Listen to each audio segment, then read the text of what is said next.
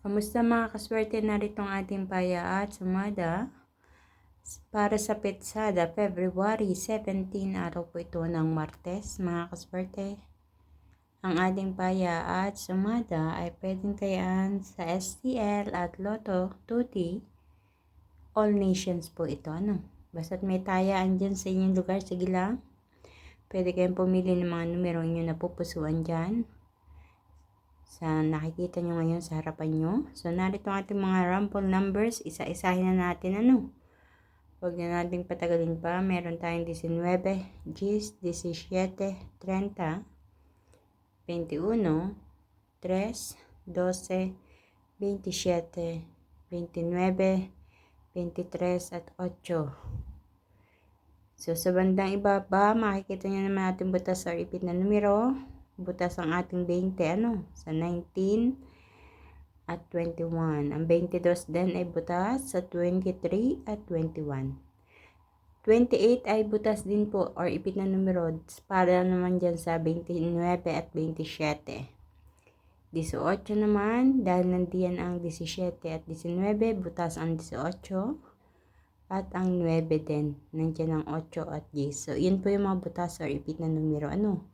Kung meron pa kayong napansin na butas or ipit na numero dyan na hindi ko na isulat, kayo na po ang bahalang magdagdag.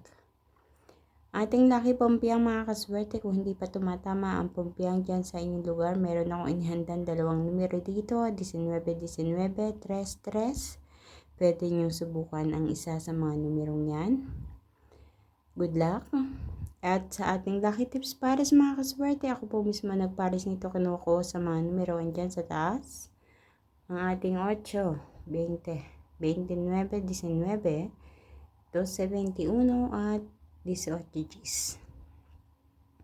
Pwede din ang Gs 19, ayan, or Gs 12, mga favorite number So, ang Gs 12, lumabas na yan sa ibang lugar. For sure, umiikot lang yan. Lalabas at lalabas yan sa inyong lugar kung hindi pa yan tumatama dyan, Basta't piliin nyo lang ang tamang pares na numero na sa tingin nyo hindi pa tumatama dyan sa inyong lugar. So, maraming salamat mga kaswerte sa inyong walang sawang pananood, pagsubaybay, pag-aabang dito sa aking mga ipinapost na paya at sumada na way sa pamamagitan ng mga numerong ito ay mapagkaluban kayo ng kaswertehan sa kaperahan. Naway magkapera ang lahat, ngunit paalala mga kaswerte, magkaroon ng limitasyon sa pagtaya. Hindi ko iniinganyo ang lahat na tumaya at ubusin ang inyong kaperahan. Hindi po ganun mga kaswerte Tayo ay mga matured na. Alam na natin ang tama at mali. So wala namang masamang hanapin or subukan na hanapin ang ating swerte sa pagtaya. So kahit maliit na taya, okay lang. 5 piso, 10 piso. Basta't hindi ito magiging dahilan ng inyong kagipitan. Ayan. So, good luck po sa inyong lahat at naway may makatama. And please don't forget na i-click po ang like diyan sa bandang ibaba button at pakiclick po ng follow or subscribe kung hindi pa po kayo nakaka-follow, subscribe sa ating YouTube channel at Facebook page para updated kayo sa lahat ng mga ipinapost dito.